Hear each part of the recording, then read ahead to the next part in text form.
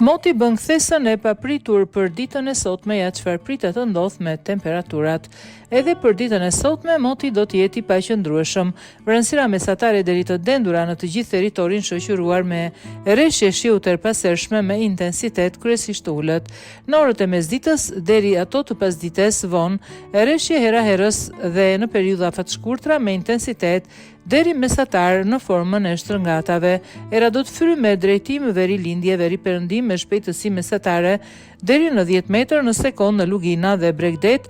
Në momentin e zhvillimit të vranësirave, era fiton shpejtësi deri në 20 metër në sekond, ndërsa valëzimi në dete do të arrijë 3 deri 4 ballë.